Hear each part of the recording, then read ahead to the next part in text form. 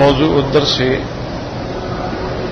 في أحوال الأشقياء يوم القيامة سورة الزخرف تفسير ابن كثير.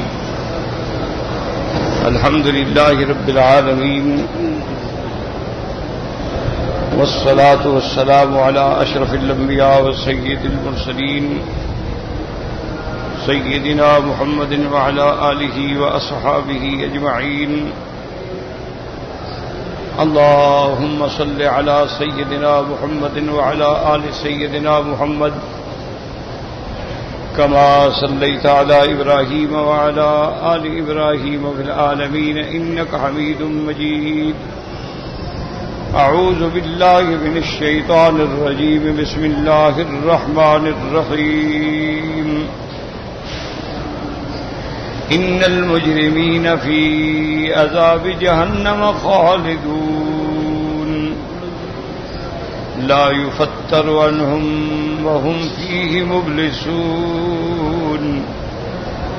وما ظلمناهم ولكن كانوا هم الظالمين. ونادوا يا مالك ليقضي علينا ربك قال إنكم ماكثون. لقد جئناكم بالحق ولكن أكثركم للحق كارهون. أم أبرموا أمرا فإنا مبرمون. أم يحسبون أنا لا نسمع سرهم ونجواهم بلى ورسلنا لديهم يكتبون. اللہ تبارک و تعالیٰ کے کلام مقدس میں ان آیات میں مجرمین، کافرین، مشرکین کا قیامت میں جو حال ہوگا اس کا ذکر آیا ہے. پچھلی آیات سے قیامت کا ذکر آ رہا ہے. هل ينظرون الا الساعة ان تأتيهم بغتة وهم لا يشعرون. تو اسی لیے میں نے عرض کیا تھا کہ تین مسائل جو ہیں وہ انتہا ضروری ہیں، جن کے بغیر نہ ایمان ہے، نہ نجات ہے، نہ فلاح ہے. سب سے پہلا مسئلہ توحید، دوسرا مسئلہ نبوت و رسالت، یعنی اللہ کی الوہیت، ربوبیت، اسماء و صفات پر ایمان اور شرک کا رد. جب توحید پہ ایمان ہوگا شرک کا خود بخود رد ہوگا.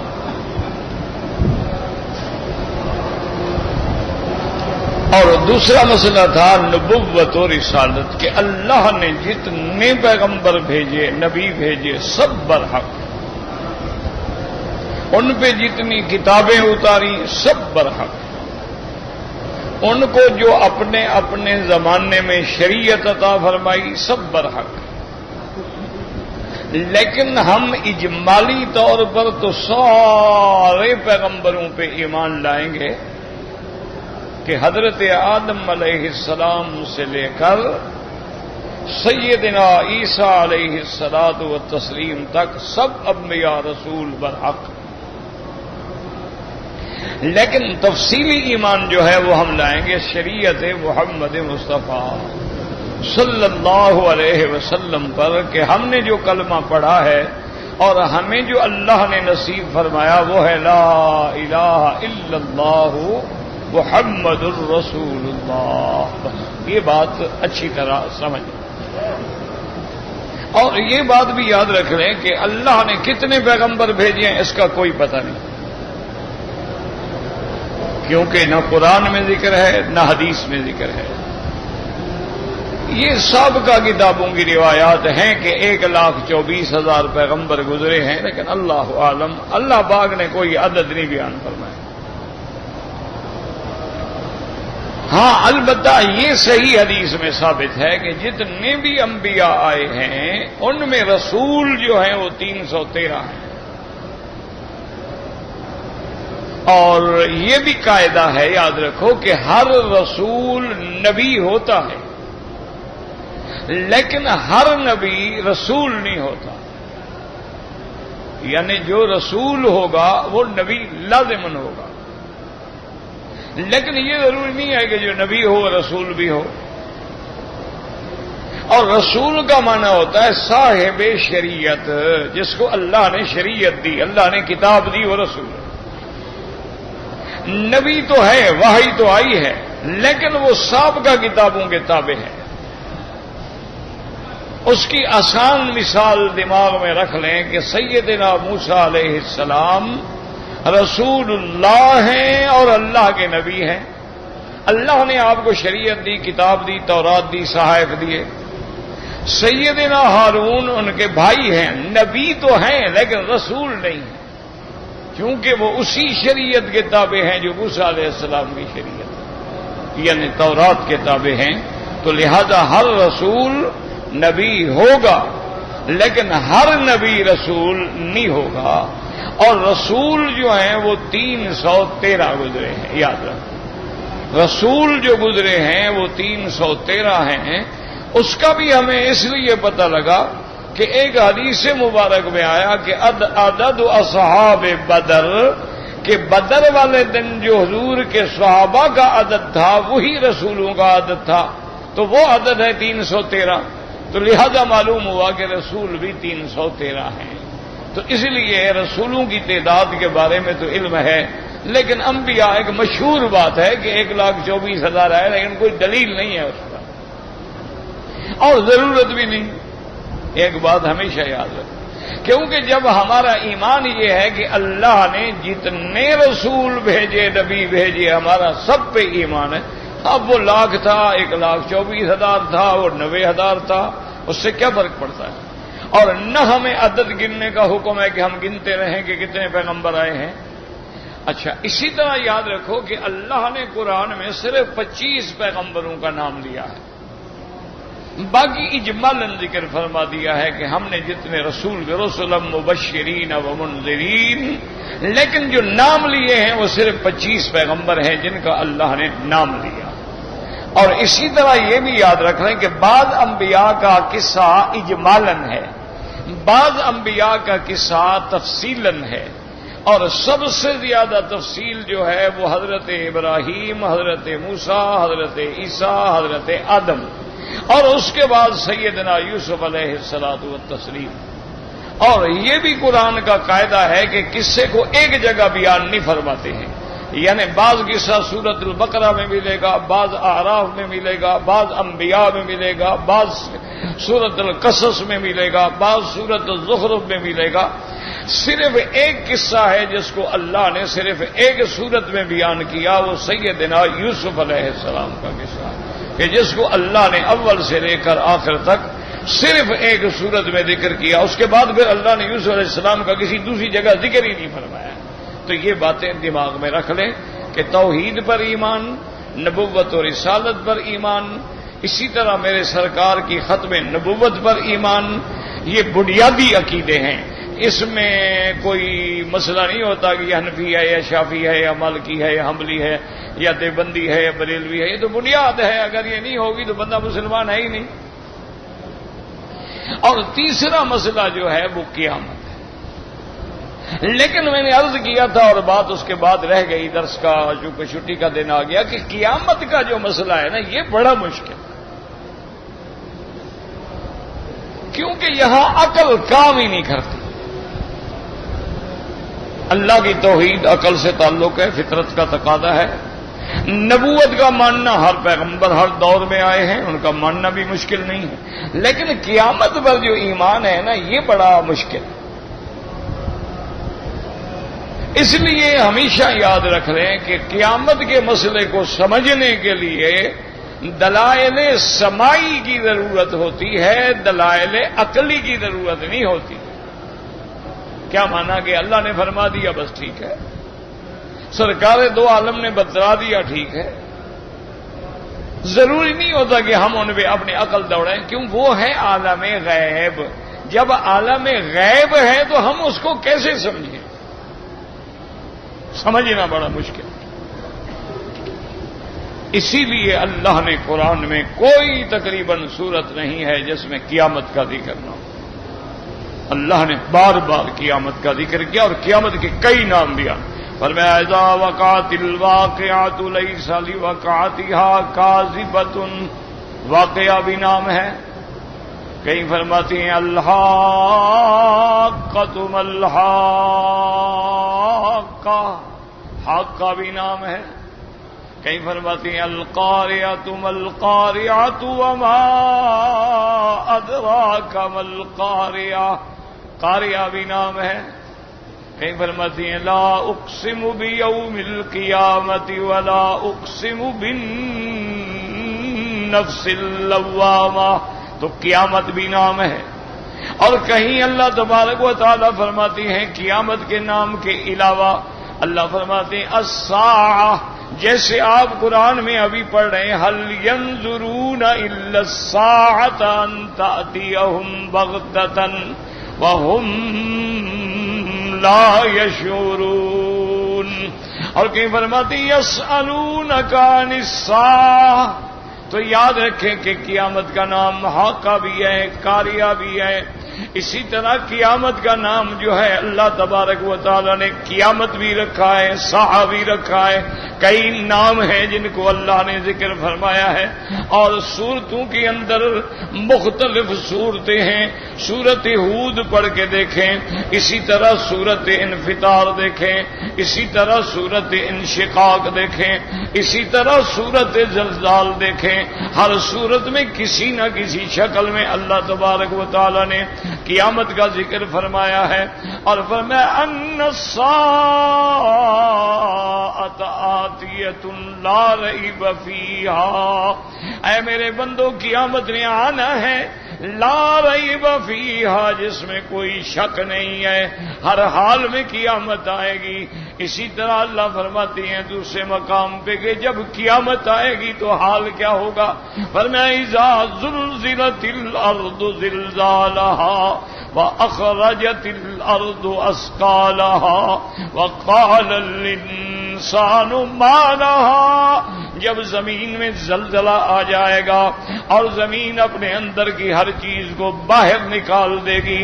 اللہ تبارک و تعالی فرماتی ہیں یا ایھا الناس اتقوا ربکم ان زلزلۃ الساعۃ شیء عظیم، اے میرے بندو اپنے رب سے ڈرو، قیامت کا زلزلہ بہت بڑی سخت چیز ہے.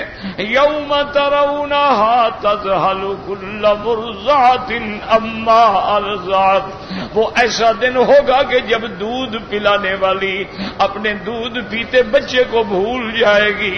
وتضع کل ذات حمل حملها، اور حاملہ عورت ہے، حیوان ہے، انسان ہے، سب کے حمل اس زلزلے کے ڈر سے گر جائیں گے. اور اس کے بعد فرماتی ہے وَتَضَعُ كُلَّ ذَاتَ حَمْلٍ حَمْلَهَا وَتَرَى النَّاسَ سُكَارَى، اور لوگوں کا حال یہ ہوگا کہ جیسے نشے میں پڑے ہوئے ہیں، آنکھیں کھلی ہیں تو کھلی ہیں، بند ہیں تو بند ہیں، اور جھکے ہیں تو جھکے ہیں.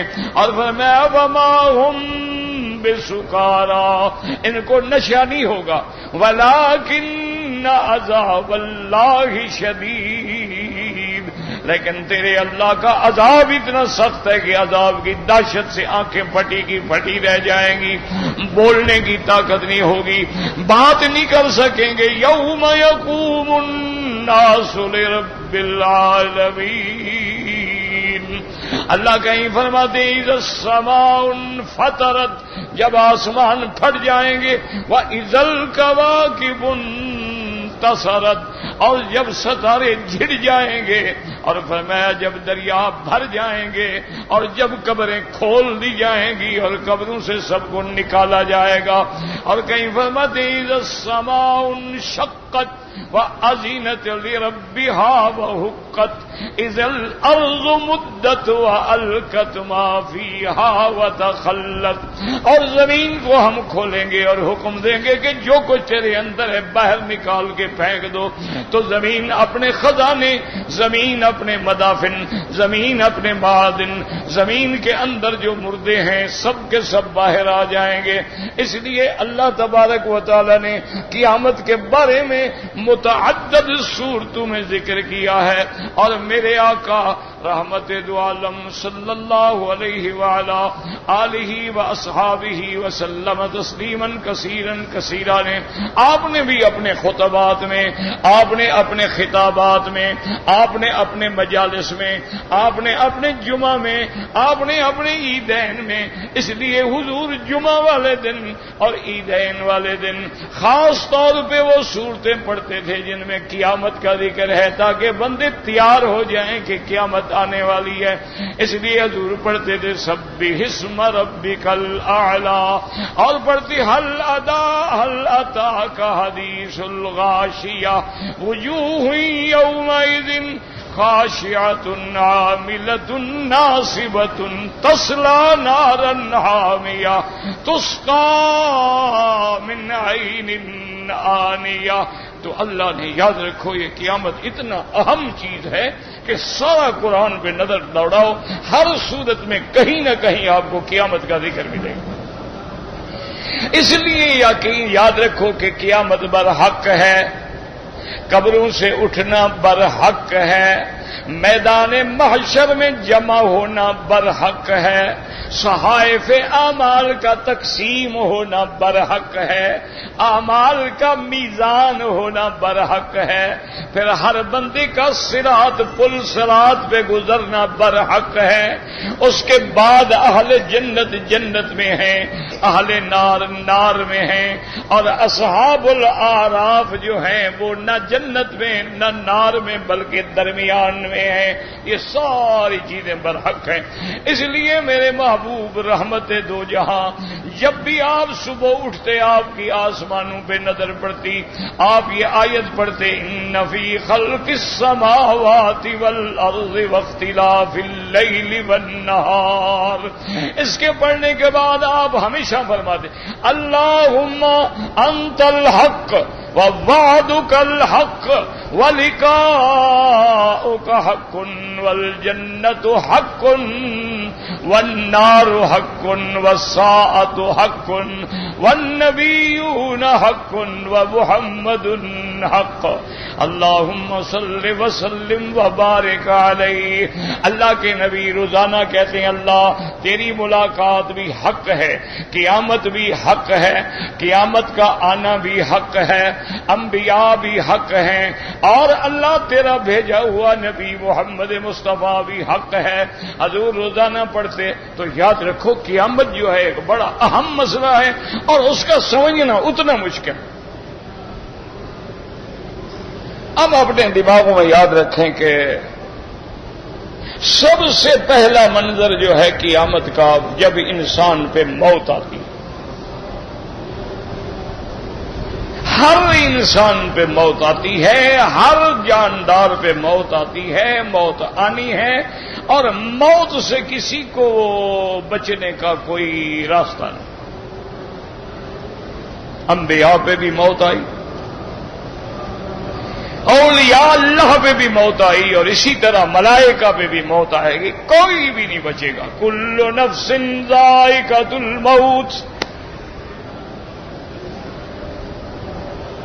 اسی طرح دوسرے مقام پہ فرماتے ہیں کل من علیہا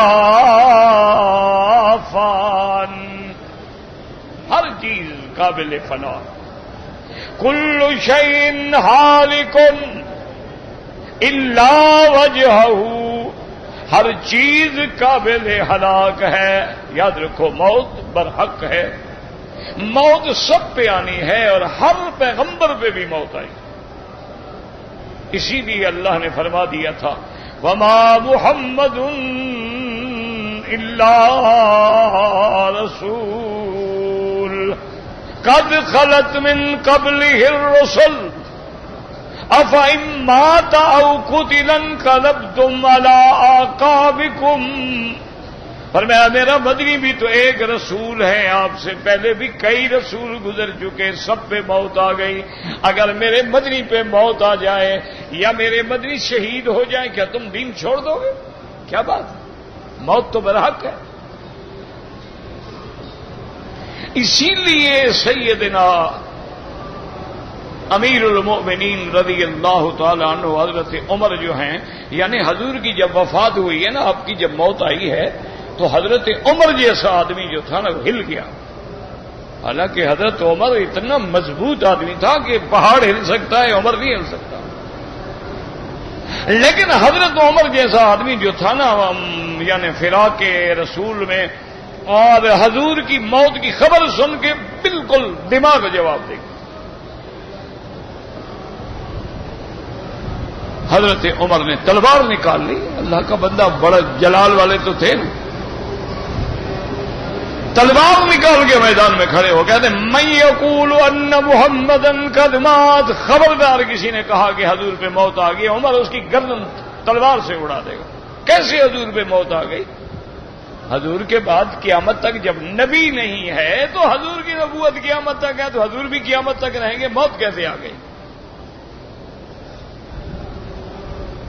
اب حضرت عمر جیسا آدمی ہے جو محدث ہے اور جو اتنے بڑے مقام کا آدمی ہے کہ جسے تورات نے لکھا ہے قرن من حدید، وہ لوہے کا ایک سینگ تھا جس کو کوئی لچک نہیں آتی تھی،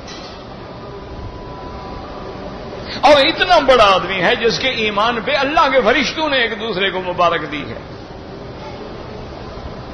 اتنا بڑا انسان ہے حضرت عمر، لیکن جناب دماغ کام نہیں کر رہا، مذاق تھوڑی ہے، حضور کی وفات ہے، آدمی کا بیٹا فوت ہوتا ہے، بھائی فوت ہوتا ہے، بندہ پاگل ہو جاتا ہے، اور تو نبی ہیں، آخر الزمان ہیں اور خاتم الانبیاء ہیں۔ حضرت عمر تلوار لے کے کھڑے، حضرت ابو بکر صدیق سب سے پہلے گھر میں آئے، بیوی عائشہ صدیقہ کا گھر ہے، یہاں اب روضہ مبارک ہے، قبر مبارک ہے، بیوی عائشہ کا گھر ہے۔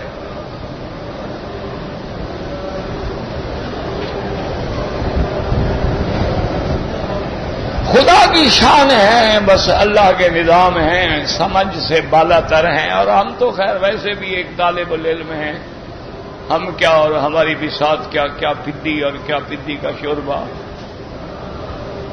لیکن اللہ کا عجیب نظام ہے کہ زندگی میں حضور کو اگر جگہ ملی، آرام ملا تو ابو بکر کی گود میں ملے، اور فوت ہونے کے بعد جگہ ملی تو عائشہ کے گھر میں ملی۔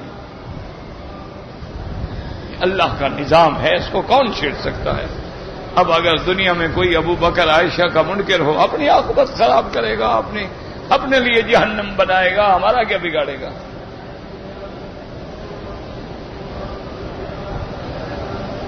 تو سیدہ عائشہ صدیقہ رضی اللہ تعالی عنہا کا حجرہ مبارک ہے، سرکار دو عالم فوت ہو گئے ہیں، آپ پہ چادر ڈال دی گئی ہے۔ حضرت ابو بکر اندر داخل ہوئے، انہوں نے چادر ہٹائی اور آپ کی پیشانی پہ موت کے بعد بوسہ دینے والا صرف ابو بکر ہے۔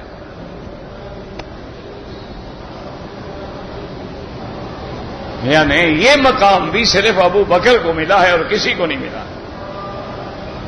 حضور کی پیشانی پہ بوسہ دیا اور اس کے بعد چادر ٹھیک کی اور پھر باہر تشریف لے آئے اور مسجد نبوی میں داخل ہو گئے۔ وہی تو حجرہ مبارک ہے نا، ادھر ہی سے دروازہ تھا، ادھر سے آدمی مسجد کے اندر آ گیا، ریاض الجنہ میں ممبر پہ کھڑے ہوئے اور آپ نے خطبہ پڑھا، سارے صحابہ جمع ہو گئے، حضور کی وفات کی بات ہے۔ خطبہ پڑھنے کے بعد حضرت ابو بکر نے فرمایا کہ لوگوں سنو، من کان منکم یعبد محمدا فإن محمدا قد مات۔ فرمایا تم میں سے جو آدمی محمد مصطفیٰ کی عبادت کرتے تھے، سن لو حضور پہ موت آ گئی ہے۔ وَمَن يَعْبُدِ اللَّهَ، اور جو اللہ کی عبادت کرتے ہیں، فَإِنَّهُ حَيٌّ لَا يَمُوتُ، وہ زندہ ہے جس پہ کبھی موت نہیں آئے گی۔ اور اس کے بعد پھر حضرت نے یہی آیت پڑھی، وَمَا مُحَمَّدٌ إِلَّا رَسُولٌ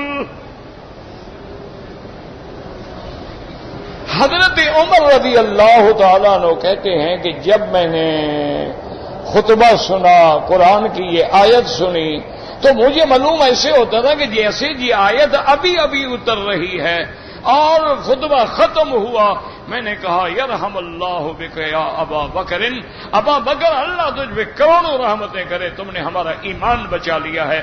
ہمارا ایمان ہے کہ موت آ گئی، موت برحق ہے اور موت سب پہ آنی۔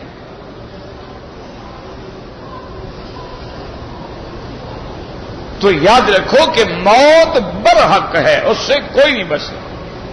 اور سرکار دو عالم کے لیے تو اللہ نے بطور خاص بھی فرمایا انکا میتن، میرا مدنی آپ میں بھی موت ہے، وانہم میتون، اور آپ کے دشمنوں پہ بھی موت آنی ہے، پھر فیصلہ قیامت والے دن ہم کریں گے۔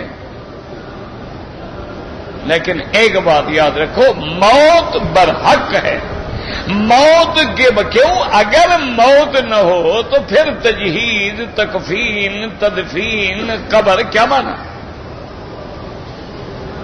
موت برحق ہے، اور موت کے بعد انبیاء، اولیاء، ابرار، اخیار سب کے ارواح جو ہیں وہ علیین میں ہوتے ہیں، اور علیین جو ہے وہ 7ویں آسمان پہ ہے۔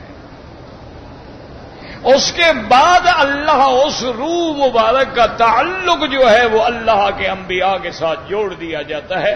انبیاء اپنے قبر میں ہوتے ہیں، جسد محفوظ ہوتا ہے، روح علیین میں ہے، لیکن تعلق آپ کے بدن مبارک سے ہے۔ اسی تعلق کے پیش نظر آپ سلام بھی سنتے ہیں، آپ جواب بھی دیتے ہیں، اور یہ اسی روح کے تعلق کی بات ہے کہ آپ نے فرمایا کہ میں نے موسیٰ علیہ السلام کو دیکھا اپنی قبر میں کھڑے ہو کے نماز پڑھ رہے ہیں۔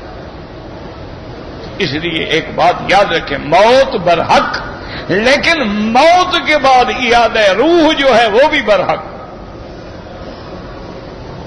اس لیے ہمیشہ لوگ بڑے اختلاف میں پڑ گئے ہیں نا، کوئی بالکل انکار کر دیتے ہیں کہ جی بس اب قیامت والے دن زندہ ہوں۔ یہ معتزلہ کرامیہ کا مذہب ہے، اہل حق کبھی ایسی بات نہیں کہتے۔ اچھا، کچھ لوگ کہہ دیتے ہیں کہ بھی آپ کی حیات جو ہے برزخی ہے، وہ بھی ٹھیک ہے کیونکہ عالم تو برزخ ہے۔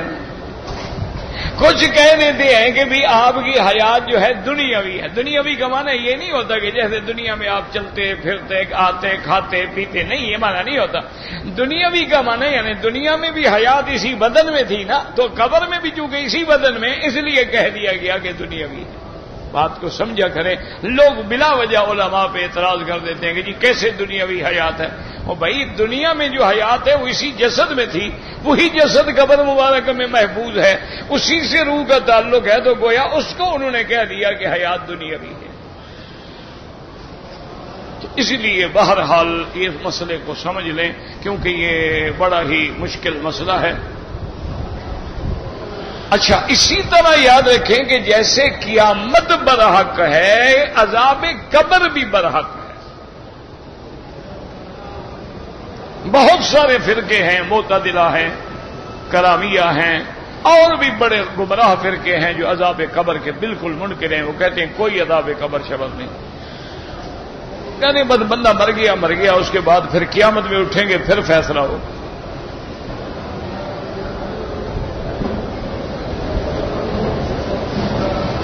اور اسی لیے بعض لوگ جو تھے نا جی، جیسے فلاسفہ گزرے ہیں، اور بعض لوگ جو ہیں وہ معقول و عقلیات کے زیادہ تابع ہوتے ہیں، ان کو یہ اس لیے سمجھ نہ آئی، وہ کہنے لگے کہ یہ بات سمجھ نہیں آتی ہے نا کہ بھئی جب ایک جز کو کل میں ڈال دو تو پھر وہ علیحدہ کیسے ہوگا؟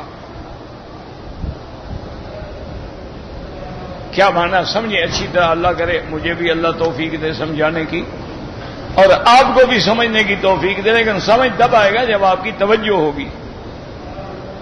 اگر وہی حال ہو کہ بر زبان تسبیح ہو تب دل گاؤ خر کے زبان پہ تو اللہ اللہ، اور دل میں خیال ہو جو میری گدا کہاں ہے،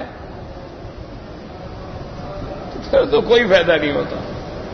ہاں، ساتھ بیٹھنے کا فائدہ تو پھر بھی ہوگا، ثواب تو پھر بھی ملے گا، لیکن ایک قرآن کو سمجھنا اور حدیث کو سمجھنا، اس کے لیے تو پھر پوری توجہ چاہیے ہوتی ہے۔ وہ یہ کہتے ہیں کہ جناب جز کو جب کل میں ملا دو تو اب علیحدہ نہیں ہو سکتا۔ کیا معنی؟ مثلا اس میں پانی ہے، ایک مثال، اس پیالی میں پانی ہے، اس پانی کو ہم نے کنویں میں ڈال دیا، یا اس پانی کو ہم نے کسی نہر میں ڈال دیا، یا اس پانی کو ہم نے دریا میں ڈال دیا۔ اب کوئی کہے کہ جناب وہ پانی جو اس کے اندر تھا وہ ڈھونڈ کے لے آؤ، تو کیسے نکالے؟ وہ تو جز کل میں مل گیا، اس کو کیسے تلاش کریں؟ اچھا مثلا آپ کی گاڑی میں بیٹھے ہیں، کار میں بیٹھے ہیں، 4 ٹائر ہیں، ہر ٹائر میں ہوا ہے۔ اب ایک آدمی اس کو کھول دے، ہوا نکل کے ہوا میں مل گئی۔ اب کوئی کہے کہ جناب میں تو تب راضی ہوں گا کہ وہ جو میرے ٹائر میں ہوا تھی نا وہی ڈھونڈ کے لاؤ، اس میں ڈالو۔ بھائی وہ کیسے لے آئے اللہ کے بندے؟ وہ تو ہوا میں مل گئی، ہم کہاں سے پکڑ کے لے آئے؟ تم ہوا اور بھروا لو، کہ نہیں میں تو وہی لوں گا۔ تو صاف بات ہے کہ جب کل میں مل گئی تو علیحدہ نہیں ہو سکتی۔ آپ کے پاس مثلا آگ ہے، آپ نے آگ لے کے ایک بڑی آگ کے الاؤ میں ڈال دی۔ اب کوئی کہے کہ جی وہ آگ کہاں ہے؟ بھائی آگ میں مل گئی، کہاں ہے؟ کیا کریں ہم؟ اچھا مٹی آپ نے لی، وہاں ایک ڈھیر مٹی کا پڑا تھا، اس میں آپ نے ملا دی۔ جب مل گئی آپ کہیں جی وہ مٹی لاؤ جو ہم نے دی تھی آپ کو۔ کیسے لے آئے اللہ کے بندے؟ مٹی میں مل گئی، اب کیسے لے آئے؟ اس کو کہتے ہیں جز جب کل میں مل جائے تو علیحدہ نہیں ہو سکتی۔ وہ ایک لطیفہ بھی ہے نا حضرت تھانوی کا، اللہ عالم ہے تو تاریخی باتیں۔ حضرت تھانوی رحمت اللہ علیہ کی عادت تھی کہ وہ اگر کسی کو مرید، پہلے تو کرتے نہیں تھے، اگر کسی کو مرید کرے نا پھر اس سے کچھ لیتے نہیں تھے، ان کی ایک طبیعت تھی۔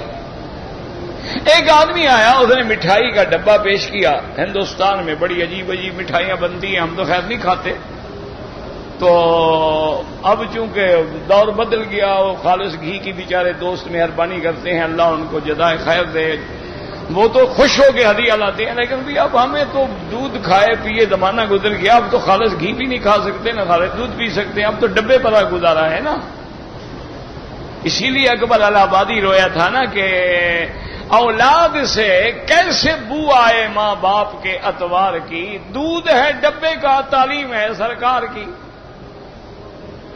تو اب وہ والدین کے فرما بردار کیسے بنے؟ تو بہرحال وہ آدمی مٹھائی لے آیا کہ حضرت ہدیہ ہے، آپ نے لے لیا، ہدیہ قبول کیا جاتا ہے، اب کیا ہدیہ ہوتا ہے نا۔ تو آپ کی 2 بیویاں تھیں، 2 گھر تھے، تو آپ نے جو خادم تھا اس کو دیا کہ بھائی یہ مٹھائی لے لو، اس کو برابر برابر تقسیم کر کے آدھی اس گھر میں بھیج دو اور آدھی اس گھر میں بھیج دو۔ اس نے تقسیم کر کے گھروں میں بھجوا دی۔ 2-4 گھنٹے گزر گئے، پھر عصر کی نماز کے بعد جب آپ بیٹھے وہ بندہ آیا، آپ نے فرمایا بھائی یہ بتاؤ تو صحیح تم کہاں سے آئے، کیوں آئے، تم نے بتایا ہی نہیں۔ اس نے کہا حضرت میں فلاں جگہ سے آیا ہوں اور میں نے مرید ہونا ہے آپ کا۔ آپ نے فرمایا اللہ کے بندے پھر تمہیں یہ کسی نے نہیں بتایا تھا کہ میں جس کو مرید کرتا ہوں اس سے ہدیہ یا تحفہ کچھ نہیں لیتا؟ اب تم میرے لیے ہدیہ لے آئے ہو مٹھائی کا، اب میں مرید نہیں کروں گا، اب جاؤ واپس۔ اچھا بندہ بھی کوئی عقل والا تھا، ہوتے ہیں نا بعد ماشاءاللہ ٹکر جاتے ہیں، استادوں کو بھی ٹکر جاتے ہیں۔ اور میں نے کہا اچھا جناب بیعت نہیں کرتے، میری مٹھائی تو واپس کریں۔ میں تو اسی لیے لایا تھا کہ مٹھائی دوں گا، اور ہمارے یہاں رواج ہے کہ جب آدمی بیعت ہوتے ہیں تو شیخ کو مٹھائی پیش کرتے ہیں، میں تو اس لیے لایا تھا۔ آپ اگر مجھے بیعت نہیں کرتے مہربانی کریں میری مٹھائی دیں۔ حضرت نے خادم بھیجا گھر میں کہ جلدی کرو مٹھائی واپس کرو۔ انہوں نے کہا وہاں بچے بیٹھے ہوئے تھے کھا گئے، کہاں سے مٹھائی واپس کریں؟ حضرت کی تو اولاد نہیں تھی نا، حضرت کی اولاد نہیں تھی۔ گھر میں آتے تھے بچے بچیاں پڑھنے کے لیے، وہ یہ بیٹھے تھے، انہوں نے دے دیا گھر والوں نے، وہ کھا گئے۔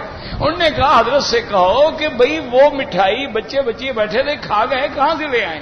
حضرت نے فرمایا دیکھو بھائی اللہ کے بندے، وہ 1 کلو مٹھائی تھی اور فلاں دکان سے تھی، ہم تمہیں اس سے بہتر مٹھائی 2 کلو منگوا کے دیتے۔ انہوں نے کہا حضرت 20 کلو دو، مجھے اپنی مٹھائی چاہیے، یا بیعت کرو۔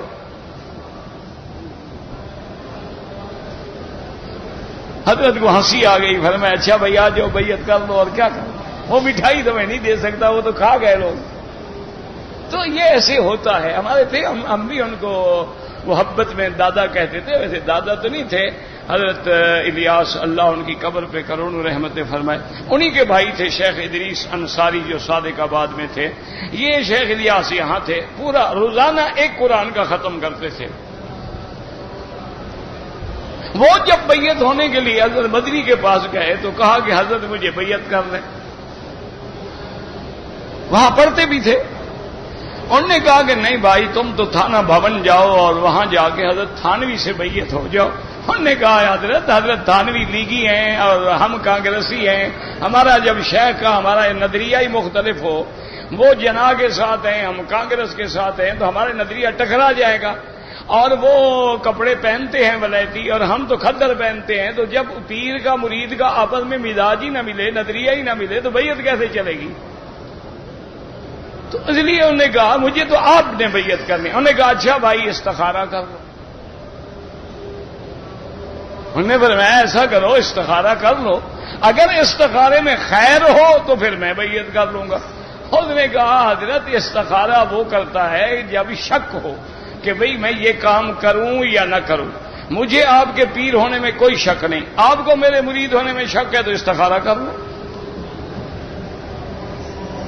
کہ یہ مرید پکا ہوگا یا کچا ہوگا، تو آپ استخارہ کریں، میں کیوں کروں، مجھے تو اپنے پیر میں کوئی شک نہیں۔ حضرت میں آؤ بھائی بیٹھو بیعت کرو، اور کیا کریں؟ انہوں نے کہا یہ تو عجیب آدمی ہے بابا، یہ تو مانتا ہی نہیں، اب اس کی کیا کریں آپ؟ تو اس لیے ہمیشہ یاد رکھیں یہ مسئلہ ہے۔ وہ یہ کہتے ہیں جو باطل فرقے ہیں، وہ کہتے ہیں کہ آدمی مر گیا، انبیاء کا بدن محفوظ ہے، لیکن باقی کسی کے بدن کے محفوظ ہونے کی تو کوئی دلیل نہیں ہے نا، وہ گل گیا، مدتیں گزری، ہڈیاں بھی گل گئیں، چمڑے بھی گل گئے، حتیٰ کہ قبر جو کھولو تو وہاں چند ہڈیاں پرانی پڑی ہوتی ہیں، وہاں کوئی چیز ہے ہی نہیں۔ وہ کہتے ہیں بندے میں 4 چیزیں ہیں، 4 عناصر ہیں، ہوا ہے، مٹی ہے، پانی ہے، آگ ہے۔ جب یہ ریزہ ریزہ ہو گیا تو ہوا میں مل گئی، آگ میں مل گئی، مٹی میں مل گئی، پانی میں مل گیا، تو یہ دوبارہ کیسے اٹھے گا قیامت والے دن؟ وہ کہتے ہیں جب جز کل میں مل گیا تو یہ اٹھے گا کیسے پتہ لگے گا کہ مولوی مکی کی یہی مٹی ہے؟ قبر میں تو 2000 قبرستان ہے، 2000 مردے ہیں، مر گئے۔ اچھا کبھی کبھی بارش آ جاتی ہے، سیل آتی ہے، طوفان آتا ہے، قبروں کو اٹھا کے وہاں جا مارتا ہے، تو مٹی میں مٹی بھی مل گئی، ہڈیاں بھی مل گئی، اب کیا پتہ کہ یہ ہڈی کس کی ہے؟ اس لیے ان کا دماغ قیامت کو نہیں مانتا۔ یہی ہے وہ جو آپ سورت یاسین پڑھتے ہیں نا، خیر آج کل تو مسلمان مردوں کے لیے پڑھتے ہیں، یہ عجیب جاہل لوگ ہیں کہ مردے پہ یاسین، وہ اللہ کے بندے مردے پہ پڑھنے کا حکم نہیں ہے۔ حکم یہ ہے کہ اگر کسی آدمی پر موت کا وقت قریب ہے، نزع ہے، سکرات ہے، تو وہاں پڑھو، اللہ آسانی سے اس کی روح نکل جائے گی۔ یہ مانا نہیں ہے کہ مردے پہ پڑھو، جب مر جائے تو اب یاسین پڑھو۔ لوگوں نے بنا دیا ہے مردوں کے پڑھ، چونکہ زندہ تو قرآن پہ عمل نہیں کرتے، اب مردوں کو پڑھائیں گے۔ زندہ نماز نہیں پڑھتے، اذان قبر پہ دو، مردے اٹھ کے نماز پڑھیں گے۔ بس مسئلے ہیں، جیسے کسی مولوی کا دل کرتا ہے کہ نیا مسئلہ گھڑ لیتا ہے، کیونکہ جب نیا مسئلہ بنائے گا تو مشہور ہوگا نا۔ ایک ہمارے علاقے میں بھی مولوی گزرا تھا، ہم بچے تھے اس وقت چھوٹے سے، اس نے جناب ایک مسئلہ نکالا کہ ساس کے ساتھ نکاح جائز ہے۔ ساس جانتے ہو نا، بیوی کی ماں، بیوی کی ماں جو ہوتی ہے وہ تو ماں ہوتی ہے نا، بیوی کی ماں بھی گویا ماں ہے، تو انہوں نے کہا جی ساس کے ساتھ نکاح جائز۔ مولوی گئے، انہوں نے کہا تم پاگل ہو گئے ہو، دماغ تمہارا خراب ہو گیا کہ اگر یہ اس کی ساس ہے، ٹھیک ہے بندے نے بیوی کو طلاق دے دی، لیکن ساس تو ساس ہے نا، وہ تو ساس رہے گی نا اللہ کے بندے، وہ تو ماں کے درجے میں ہے، اس کی بیٹی کا یہ شوہر رہ چکا ہے، اس سے نکاح کیسے جائز ہے؟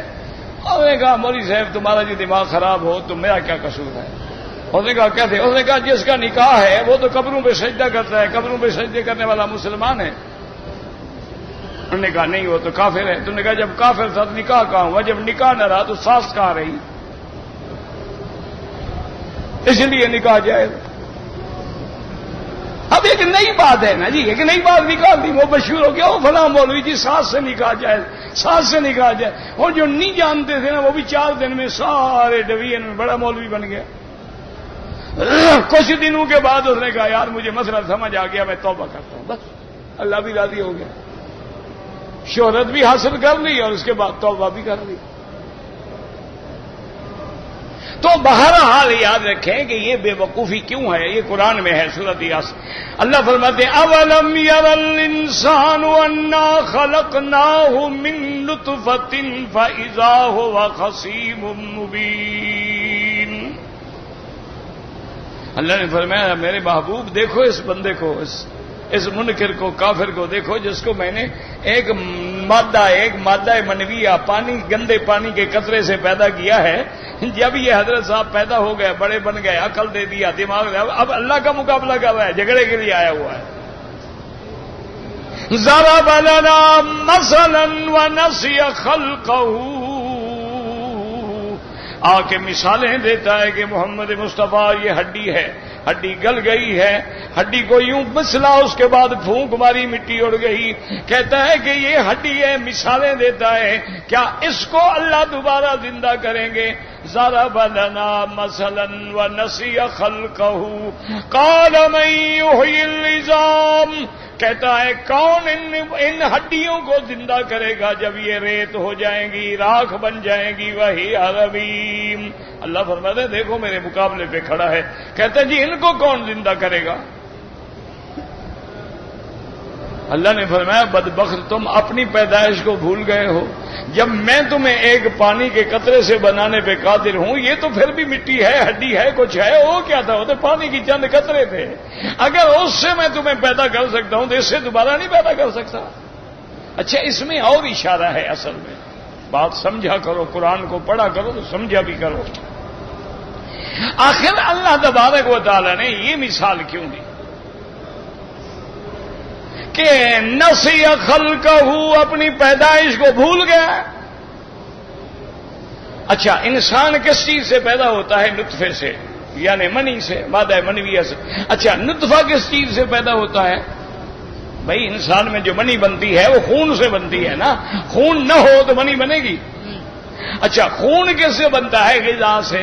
بندہ غذا ہی نہ کھائے تو خون کہاں سے بنے گا؟ کہتے ہیں نا بابا یار تمہارا ویٹ بڑا کم ہو رہا ہے، کچھ کھایا پیا کرو نا. کیا کرتے ہو تم؟ اتنی ڈائٹنگ بھی نہ کرو کہ مر جاؤ. یہ کیا ہے وزن گھٹ؟ وزن کم کرتے کرتے انشاءاللہ روح بھی ختم اور جان بھی ختم. یہ کیا وزن کم ہو رہا ہے؟ تم نے تو اپنا وزن گھٹا. اسی لیے تو ہے نا اعوذ باللہ من الشیطان الرجیم. یہ بھی رجیم ہوتی ہے نا وزن کم کرنا. تو رجیم تو شیطان کا لقب ہے. تم اسلامی رجیم پہ عمل کرو. ہر سوموار کو روزہ رکھو، ہر جمعرات کو روزہ رکھو، 13، 14، 15 کو روزہ رکھو. اسی طرح رمضان مجال ہے تمہیں کسی رجیم کی ضرورت پڑے. جب ہفتے میں 2 روزے رکھے گا، مہینے میں 3 وہ رکھے گا، ہفتے کے 2 یہ ہو گئے، 4 ہفتے 8 روزے یہ ہو گئے، 3 وہ ہو گئے، یعنی 11 روزے تو آپ کے یہ ہو گئے. 30 میں 11 دن جو آدمی بھوکھا رہے گا اس کو کیا رجیم کی ضرورت ہے جناب؟ اس کو کسی ڈائٹنگ کی کیا ضرورت ہے؟ اچھا ثواب بھی ملے گا، وہ بھوکے مرنے میں کیا ثواب ہے؟ تو وجہ کیا ہے کہ اب دیکھو نطفہ بنتا ہے خون سے، خون بنتا ہے غذا سے، غذا جو ہے وہ بنتی ہے زمین سے. اچھا اور غذا مختلف ہے، کبھی گوشت کھا رہے ہیں، کبھی آپ جناب انڈا کھا رہے ہیں، کبھی مچھلی کھا رہے ہیں، کبھی سبزی کھا رہے ہیں، کبھی آپ روٹی کھا رہے ہیں، کبھی آپ پراٹھا کھا رہے ہیں، کبھی آپ آلو کھا رہے ہیں، کبھی آپ مولی کھا رہے ہیں، کبھی آپ گوبھی. کتنی بلائیں کھا رہے ہیں. تو اللہ نے فرمایا وہ کتنی بلاؤں کو اکٹھا کر کے میں نے تیرے اندر ڈالا، اس کا خون بنایا، خون سے نطفہ بنایا، اس سے میں نے تمہیں بنایا. یہ تمہاری باقی ہڈیاں وڈیاں میں اکٹھا نہیں کر سکوں گا. کیا عقل بازی کر رہے ہیں؟ اگر اتنی متفرقات کو جمع کر کے تیرے معدے میں پہنچا کے کیلوس اور کیموس سے گزار کے خون بنا کے نطفہ بنا کے قرار مکین میں ٹھہرا کے میں نے تمہیں پیدا کر لیا ہے، تو قبر کے اندر یہ ساری چیزیں جمع کرنا میرے لیے کیا مشکل ہے؟ اچھا یہ دھوکھا کیوں لگا؟ یہ بات بھی سمجھو نا، آخر لوگ پاگل تو نہیں ہو گئے نا. دھوکہ اس لیے لگا کہ انہوں نے سمجھا کہ مرنے کے بعد جب مٹی مٹی ہو جائے، ہم مٹی کو علیحدہ نہیں کر سکتے، ہم مٹی ڈھونڈ نہیں سکتے، تو شاید نعوذ باللہ اللہ بھی نہیں ڈھونڈ سکتا. یہ ہے جی حالت. بھئی تمہارا تو عقل بھی ناقص ہے، علم بھی ناقص ہے، اور اس کی ذات تو یہ ہے کہ اس کے تو آگ بھی تابع، ہوا بھی تابع، مٹی بھی تابع، ہر چیز تابع ہے. وہ تو کہہ دیتا ہے کہ آگ خبردار، میرا مہمان آ رہا ہے ابراہیم الخلیل، خبردار ٹھنڈی ہو جا. آگ ٹھنڈی ہو گئی. اللہ نے حکم دیا ہوا کو کہ ہوا اڑا ڈالو، مشرکین مکہ کے جانور بھی، کیمپ بھی، گھوڑے بھی سب اڑا کے پھینک دو، لیکن میرے مدنی کے لیے ٹھنڈی بن جاؤ. تو ہوا بھی اس کے تابع، آگ بھی اس کے تابع، مٹی بھی اس کے تابع، ہر چیز جب اس کے تابع ہے تو اس کو اکٹھا کرنا یا دوبارہ پیدا کرنا کیا مشکل ہے. اس لیے اللہ فرماتے ہیں ہم تو صرف حکم دیں گے، سور پھونکا جائے گا، اور پھر 40 دن تک، یاد رکھیں 40 دن کا فاصلہ ہوگا، آسمان سے ایک بارش برسے گی اور تمام دنیا کی ہڈی مٹی جہاں جہاں ہے سب کٹھی ہو جائے گی، سب جمع ہو کے اپنے اپنے قبر والے مقام پہ پہنچیں گے. اب اللہ حکم دیں گے اسرافیل کو کہ دوبارہ سور پھونکو. وَنُفِخَ فِي الصُّورِ فَصَعِقَ مَن فِي السَّمَاوَاتِ وَمَن فِي الْأَرْضِ إِلَّا مَن شَاءَ اللَّهُ ثُمَّ نُفِخَ فِيهِ أُخْرَىٰ فَإِذَا هُمْ قِيَامٌ يَنظُرُونَ. اللہ فرماتے ہیں جب دوسرا سور پھونکا جائے گا تو سب قبروں سے کھڑے ہو جائیں گے. اللہ فرماتے ہیں جس کو تم مشکل سمجھتے ہو بدبختوں، فَإِنَّمَا هِيَ زَجْرَةٌ وَاحِدَةٌ فَإِذَا هُمْ بِالسَّاهِرَةِ. یہ تو صرف ایک آواز ہے، اسرافیل کی ایک چیخ ہے کہ تم سارے قبروں سے نکل کے کھڑے ہو جاؤ گے. میرے لیے کیا مشکل ہے؟ اس لیے یاد رکھیں اللہ آپ کو بھی مجھے بھی سمجھنے کی بھی توفیق دے اور دین اسلام پہ صحیح ایمان بھی نصیب فرمائے. یا حی یا قیوم یا ذا الجلال والاکرام امتنا علی الاسلام. اللہم ارزقنا حسن الختام.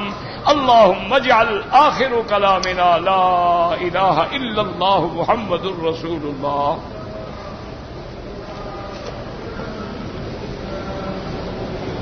کیا ایک یا دو طواف بھی کر سکتا ہے؟ کیا مطلب؟ ایک کرے، دو کرے، 10 کرے، جتنا مرضی ہے کرے. ایک چکر کا طواف نہیں ہوتا، 7 چکر کا نام ایک طواف ہے.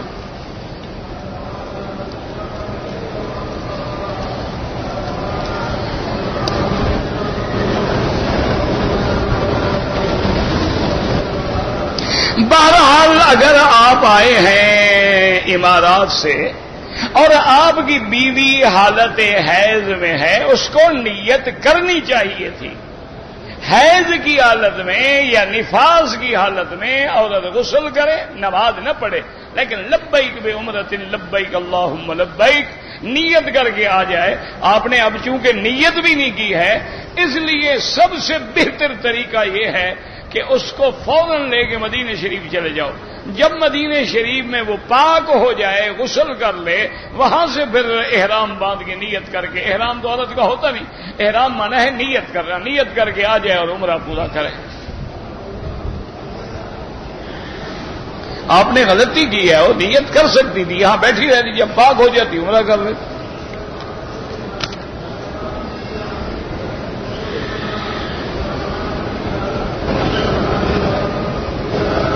بہرحال گزارش یہ ہے جی کہ میں نے نہیں کہا تھا، میں نے کہا تھا کہ حجر اسود کا چومنا جو ہے وہ سنت ہے.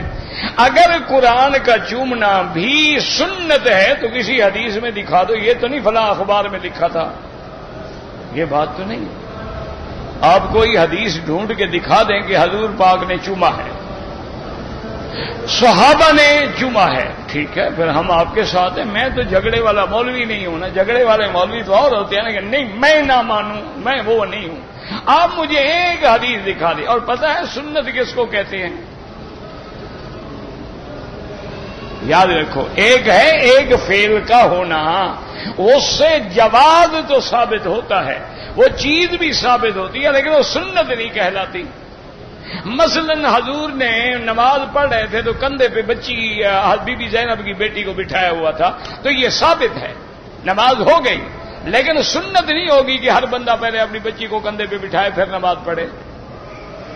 ثابت تو ہے لیکن سنت نہیں ہے. اسی لیے ہم اہل سنت ہیں. سنت کا معنی ہی یہ ہوتا ہے کہ وہ کبھی منسوخ نہیں ہوتی، ختم نہیں ہوتی. سنت کبھی ضعیف نہیں ہوتی، سنت کبھی کمزور نہیں ہوتی. تو اس لیے سنت کا معنی یہ ہے کہ جس پہ بار بار عمل ہے یا حضور کا حکم ہے، حدیث قولی ہے یا حضور نے فرمایا ہے، یا چلو حضور کے سامنے کسی صحابی نے چوما آپ نے منع نہیں کیا، وہ بھی تقریری حدیث ہوتی ہے، یا فعلی حدیث یا قولی حدیث یا تقریری حدیث یا حکمی یعنی مرفوع حکمن یا مرفوع حقیقت. آپ مجھے کوئی بھی ضعیف حدیث بھی دکھا دینا کہ حضور نے فرمایا قرآن چوما کرو، میں تمہارے ساتھ. کوئی مسئلہ ہی نہیں، کوئی جھگڑا ہی نہیں. جھگڑا کی تو بات.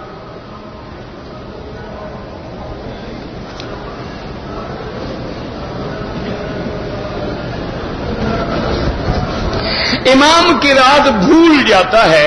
ایک آدمی نے بتا دیا امام اپنی قرات کو صحیح سواد سے لکھتے ہیں، سین سے نہیں لکھتے. مسئلے قرآن کے پوچھتے ہو، تمہیں صحیح اور صحیح لکھنے کا معنی بھی نہیں آتا. پھر کہتے ہیں مکی صاحب اعتراض کرتے ہیں، آپ پڑھ لو کہ صحیح سین سے لکھا جاتا ہے. اللہ کے بندے کوئی لکھنا تو سیکھو نا. بہرحال جناب لقمہ تو اس نے لے لیا، اب سیدھا صاحب کرے گا. لقمہ کوئی کھانے کا لے لیا، اس نے غلطی کر رہا تھا، اس نے قرآن بتایا، اس نے ٹھیک کر لیا. لقمہ کیا مانا؟ یعنی اس نے روٹی کا ٹکڑا دیا، اس نے کھا لیا، نماز ٹوٹ گئی. کوئی عقل کرو، کس بات کا لقمہ؟ لقمہ کھانے پینے کا نام ہے. اللہ کے بندے ایک امام ہے، غلطی کی، پیچھے آدمی کھڑا بتایا ٹھیک کر لیا، بس ختم ہوگی. سیدھا صاحب کیوں کرے؟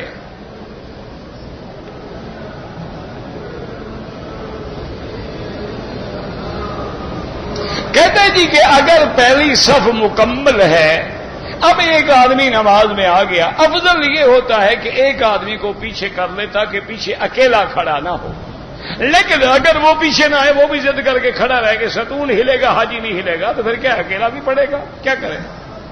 لائی کرے، ڈنڈا لے کے کھڑا ہو جائے، یعنی کھڑا رہے، نماز نہ پڑے گی جب تک اور نہ آئے، صف نہ بھرے. یعنی صف کا خیال کرتا رہے، نماز چلی جائے تو چلی جائے.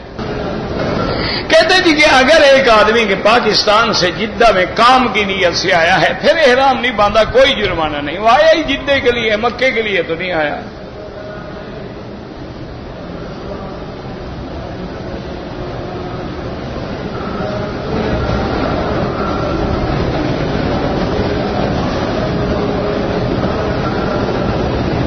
بہرحال آپ سے کوئی پوچھتا ہے، آپ کو صحیح مسئلہ آتا ہو بتا دیا کرو، صحیح مسئلہ نہ آئے کسی عالم کا دروازہ دکھلا دیا کرو.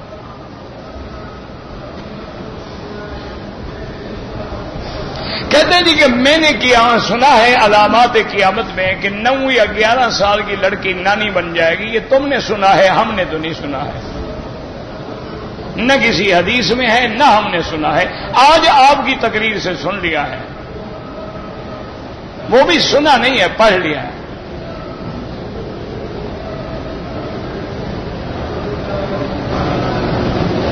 کہتے جی کہ اگر کسی آدمی کا قتل ہو گیا، اس کے ورثاء نے معاف کر دیا یا دیت لے دی، معاف ہو گیا، لیکن اللہ کا مجرم ہے، 2 مہینے اس کو روزے رکھنے ہوں گے لگاتار، وہ تو بندے کا حق معاف ہو گیا نا. اللہ کا حق تو باقی ہے نا، کہ بندہ تو مرا ہے نا. تو اس میں 2 حق ہوتے ہیں، ایک اس کے وارثوں کا حق ہوتا ہے، ایک اللہ کا حق ہوتا ہے. تو اللہ کا حق یہ ہے کہ 2 مہینے کے لگاتار روزے رکھے، توبہ کرے. اللہ قادر ہے، اللہ معاف کر دیں گے. اگر وہ 100 کے قاتل کو معاف کر سکتے ہیں تو 1 کے قاتل کو بھی معاف کر سکتے ہیں. اور اس کو تو پھر ورثاء نے معاف بھی کر دیا.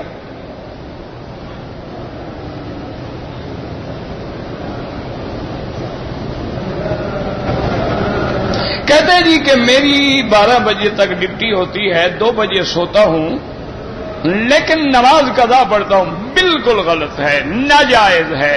ڈیوٹی کرتے ہو، خدا کی نماز کے لیے نیند آ جاتی ہے. 12 بجے سے 2 بجے تک کیا کرتے رہتے ہو؟ سو جاؤ. تم 12 بجے 1 بجے بھی سو جاؤ. ہم الحمدللہ روزانہ 1 بجے سوتے ہیں.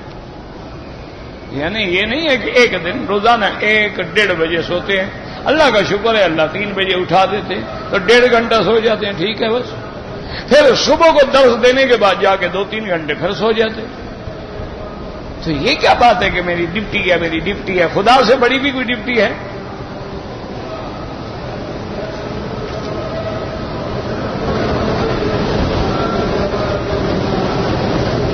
کہتے جی کہ عورت نے مدینے سے نیت کر لی عمرے کی، مکہ پہنچی، حیض آ گیا، اب بیٹھی رہے اپنے ہوٹل میں، جب پاک ہو عمرہ کرے، 3 دن کے بعد جانا ہے، سیٹ چھوڑ دو.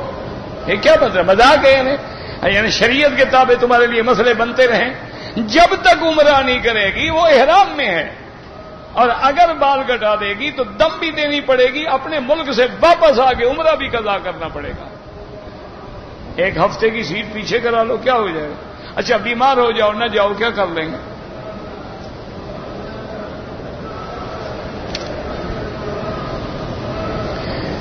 آپ کو اللہ لمبی زندگی دے. لمبی تو ہو نہیں سکتی، وقت مقرر ہے. دعا کرو عزت سے گزرے، آرام سے گزرے اور اس کی رضا میں گزرے. آپ کی مہربانی، آپ دعا کرتے ہیں. طواف الوداع اس کا افضل طریقہ یہ ہوتا ہے ان یکون آخر العہد بالبیت، سب سے آخری کام یہ ہو کہ طواف الوداع کرو اور چلے جاؤ. یہ نہیں کہ پھر مکے میں رات کو رہ جاؤ یا ٹھہر جاؤ اور سودے لیتے رہو، مارکیٹیں پھرتے رہو، بازاروں میں گھومتے رہو. یہ طواف الوداع نہیں. طواف الوداع کا معنی ہی ہوتا ہے سارے کام ختم کرو، آگے طواف کرو، السلام علیکم، چلے جاؤ بس. لیکن عمرے والے کے لیے طواف الوداع واجب نہیں ہے. کرو گے ثواب ہے، نہیں کرو گے تو جرمانہ کوئی نہیں. اگر عورت نے طواف الوداع نہ کیا ہو، حیض آ جائے، کوئی بات نہیں. اگر طواف ہم نے کر لیا عصر کے بعد لیکن ہمیں جانا ہے، 2 رکعت پڑھ لو. کون سا کفر اسلام کا جھگڑا ہے؟ اللہ کے بندے، ضرورت ہے پڑھ لو، نہیں ہے مغرب کے بعد پڑھو.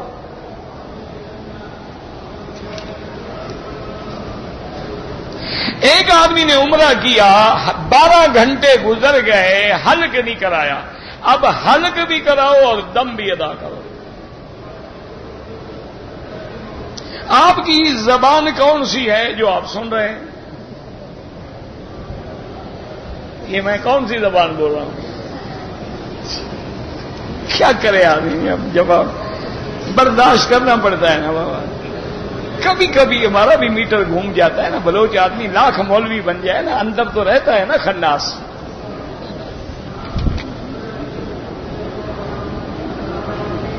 ہم ڈرائیور لوگ ہیں، امارات سے لوگوں کو لے کے آتے ہیں بغیر احرام کے. آپ گزر سکتے ہیں، آپ تو ڈرائیور ہیں، آپ کو آنا جانا ہے.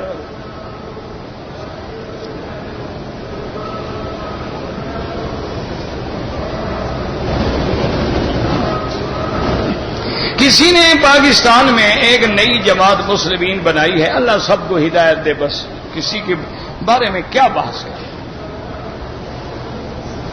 میں جانتا بھی نہیں. سچی بات یہ ہے میں جانتا بھی نہیں کہ وہ کون سی جماعت ہے، وہ کون ہیں، کیا عقیدہ ہے، ان کی کیا کتابیں ہیں، ان کا کیا منشور ہے. جب پڑھا ہی نہیں ہے تو کیا بات کرے.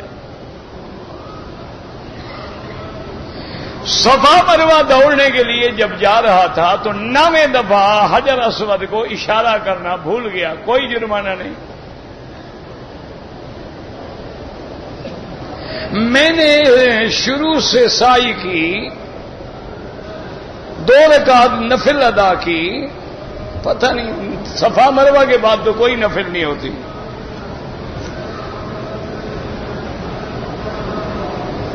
کہتے جی کہ میں نے مدینے منورہ سے احرام باندھا. احرام سے پہلے میں نے غسل کیا اور غسل میں نے خوشبو والا صابن استعمال. تو آپ نے احرام تو باندھا ہی نہیں ہے نا، ابھی تو آپ غسل کر رہے ہیں خدا کے بندے. اس وقت خوشبو والا صابن کیوں نہ استعمال کرو؟ جب نیت کر لو گے تو پابندی ہوگی نا. پہلے کیوں نہ کرو؟ پہلے تو خوشبو لگانا سنت ہے. طواف میں اگر تکبیرین اللہ اکبر پڑھتے رہو، کوئی بھی پڑھتے رہو، سبحان اللہ، الحمدللہ، اللہ اکبر، جو یاد آئے پڑھتے رہو. عورت بغیر محرم کے طواف کر سکتی ہے، بالکل کر سکتی ہے. محرم کا معنی یہ نہیں ہوتا کہ نماز پڑھے تو محرم ٹانگ میں رسی ڈال کے بیٹھا رہے. محرم سفر کے لیے ہوتا ہے. یہ تھوڑا ہے کہ ہر وقت یہ ہاتھ ڈال کے رہو. یہ اور عذاب دیتے ہیں. بات دیکھیں نا، اپنے عورتوں کو بچا رہے ہیں، وہ بچا نہیں رہے ہوتے، اور پرس کرا رہے ہوتے. اس کو چلنے دو بیچاری کو، کوئی اندھی تو نہیں ہو گئی نا.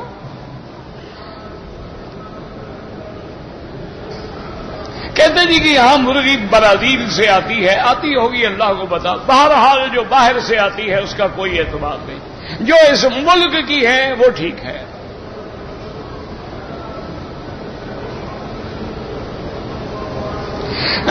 بینک میں جو ہم پیسے رکھتے ہیں اس پہ انٹرسٹ ملتا ہے. انٹرسٹ ہر حال میں حرام ہے.